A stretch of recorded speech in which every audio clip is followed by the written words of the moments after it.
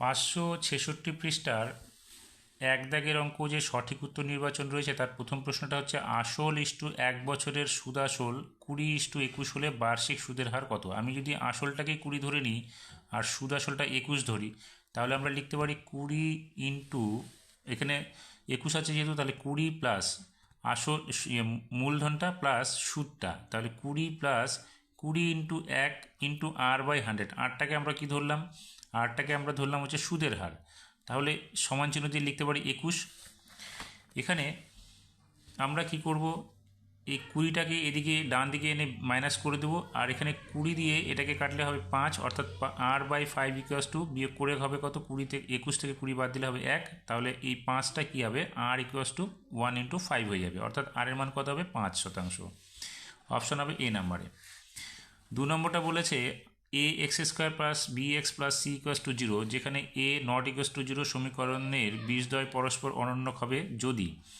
যদিটা কি, দেখো এখানে আমরা লিখতে পারি বীজদ্বয়ের গুণফল, তাহলে একটা বীজ হচ্ছে আলফা এবং অপরটা তাহলে কি হবে, অনন্যক বলেছে, তাহলে 1/α হবে, সমান চিহ্ন বীজদ্বয়ের গুণফলে হচ্ছে কি ধ্রুবক পদ বাই x² সহগ, তাহলে আমরা লিখে দিলাম ধ্রুবক পদ c এবং x² সহগ a, তাহলে ধ্রুবক পদ বাই x² সহগটা লিখে দিলাম।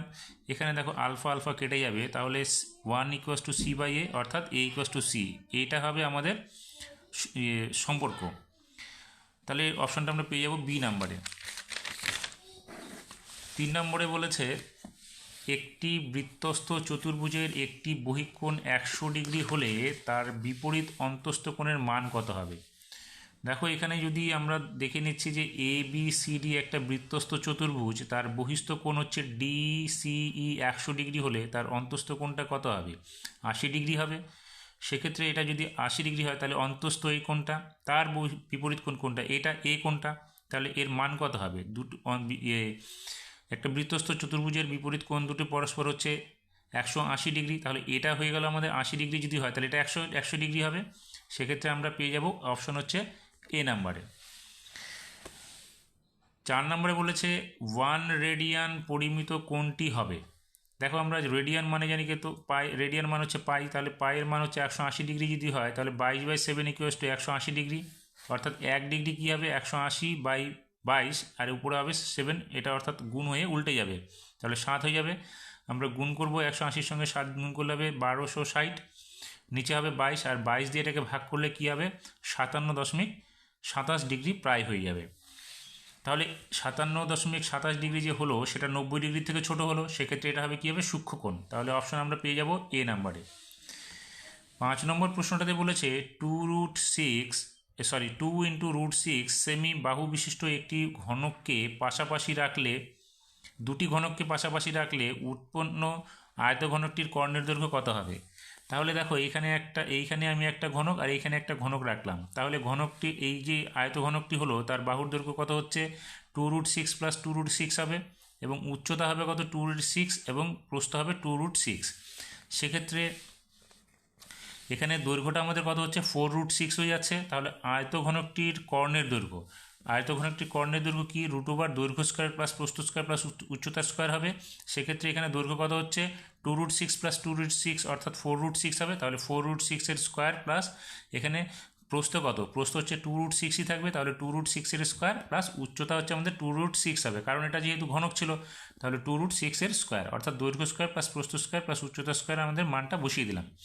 এখন দেখো 4 ইন্টু √6 এর স্কোয়ার করলে কত হবে, 4×4 = 16, আর এখানে 6 হবে, তাহলে 6×16 = 96 হবে। এখানে 2 দুগুণে 4, আর এখানে 6 বাজবে √6 এর স্কোয়ার করলে, তাহলে 6 4 6 24 হবে, এখানেও 24 হবে, তাহলে 96 প্লাস 24 করলে হবে 144, তার রুট করলে হবে 12 সেমি। অপশান হবে আমাদের বি নাম্বারে।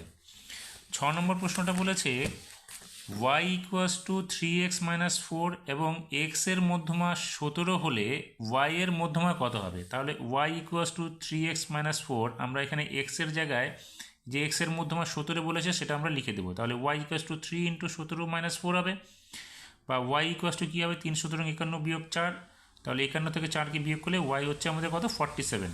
অপশান আমরা পেয়ে যাব সি নাম্বারে। শূন্যস্থান পূরণের প্রথম প্রশ্নটা বলেছে দুই ব্যক্তি কোনো ব্যবসায় এক্স টাকা ও ওয়াই টাকা যথাক্রমে এফ ও ডাব্লিউ একক সময়ের জন্য বিনিয়োগ করলে তাদের লভ্যাংশের অনুপাত কী হবে।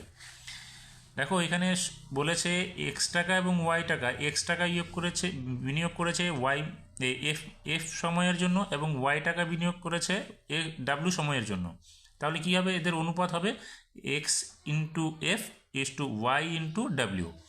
তাহলে আমরা এটাকে এক্স এফ বা F X is to W Y লিখে দিতে পারি, বা ওয়াই ডাব্লিউ ওয়াই হবে যেহেতু এটা অ্যালফাবেটিক্যালি হয়, তাহলে আমরা এটা এইভাবে লিখতে পারি।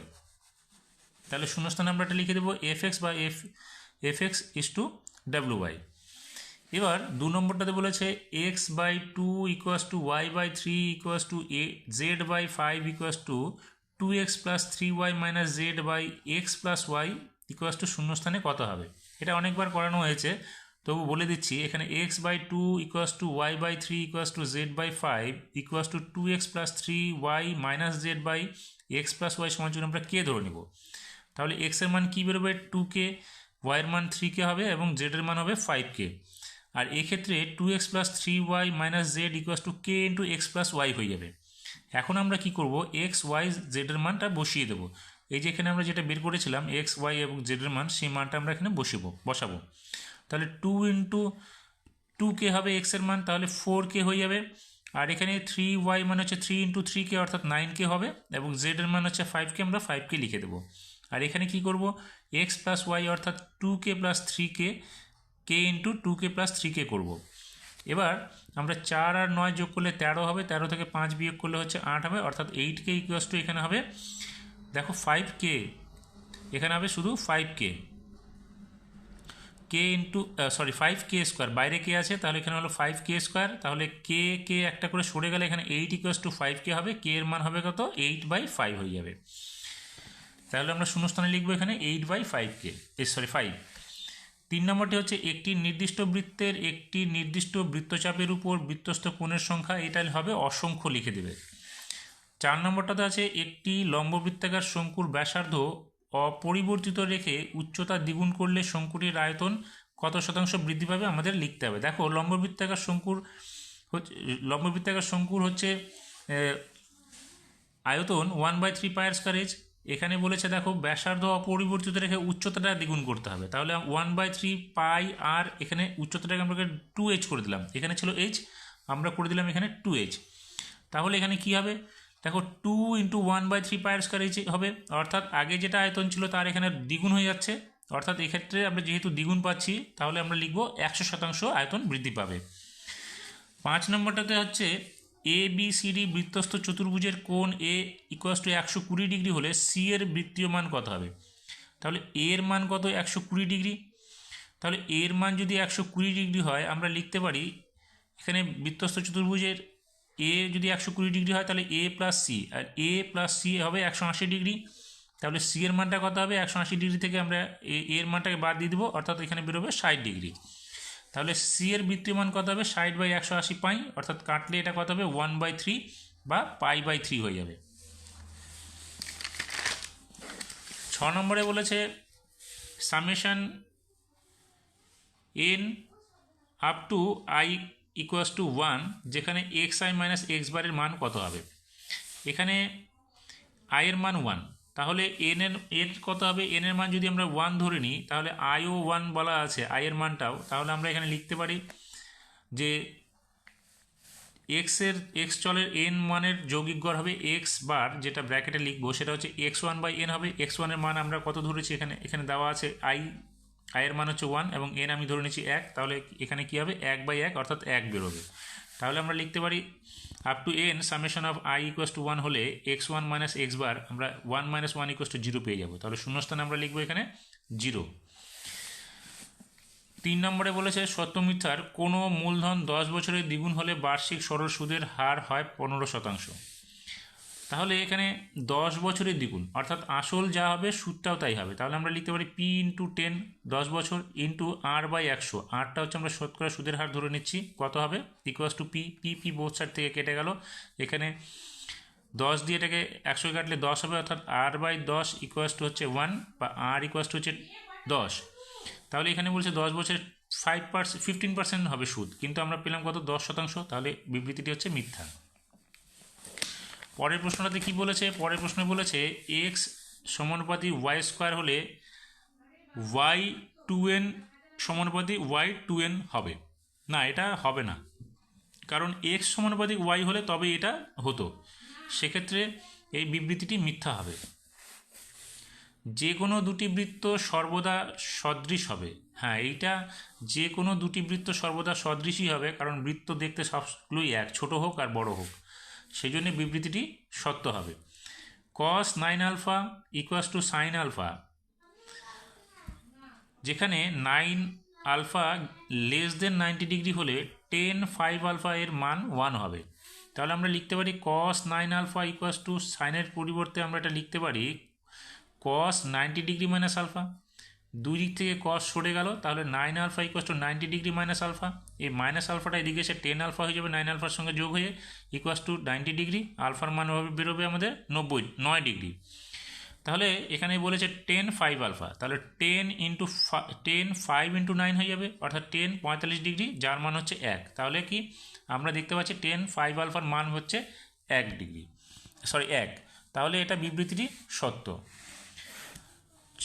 5 নম্বরে বলেছে শঙ্কুর ব্যাসার্ধ স্থির রেখে তির্যক উচ্চতা 10% বাড়ালে বক্রতলের ক্ষেত্রফল 10% বৃদ্ধি পাবে।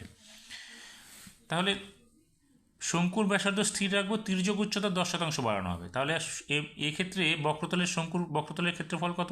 পাই আর এল। এবার আমরা যদি এল এর পরিমাণ 10% বাড়াই তাহলে কত হবে? 11l/10 হবে। তাহলে পাই আর ইন্টু 11l/10, অর্থাৎ 11/10 পাই আর এল। অর্থাৎ তাহলে এখানে বৃদ্ধি কত পাচ্ছে? বৃদ্ধি পাবে, দেখো আমরা যেটা আছে পাই আর এল, এখানে যেটা 11/10, তাহলে 11/10টা হচ্ছে বেশি, তাহলে 11/10 পাই আর এল থেকে আমরা শুধু পাই আর এলটাকে বাদ দিব, তাহলে কত হবে আমাদের? পাই আর এল/10 বৃদ্ধি পাচ্ছে। তাহলে শতকরা কত বৃদ্ধি পাবে? তাহলে যেটা বাড়লো সেটা মূল যে ক্ষেত্রফল সেটা নিচে করে দেবো, তাহলে পাই আর এল/10 by pi R L into 100%। তাহলে এখানে দেখো পাই আর এল কেটে যাবে, তাহলে কত হবে? 1/10 ইন্টু 100%, অর্থাৎ 10%ই বৃদ্ধি পাচ্ছে। তাহলে আমরা দেখব যে বিবৃতিটি সত্য। পরের প্রশ্নটা বলেছে 6 নম্বরে কোনো পরিসংখ্যা বিভাজন তালিকার ওজাইভ দুটি ছেদবিন্দু থেকে এক্স অক্ষের উপর লম্ব টানলে এক্স অক্ষ ও লম্বের ছেদবিন্দুর ভুজ হলো মধ্যমা। এই কথাটা ঠিক। দেখবে আমরা যে লেখচিত্রগুলো টানি, সে লেখচিত্র হচ্ছে এক্স বরাবর, এটা ওয়াই বরাবর থাকে। তা আমরা লেখচিত্রগুলো যে এটা ওজাইভগুলো টানি এইভাবে টানি, তাহলে এখানে যে পরস্পর যে ছেদবিন্দুটা হয় এটাই কিন্তু আমাদের মধ্যমা হয়। সেক্ষেত্রে বিবৃতিটি আমরা সত্য ধরে নেব।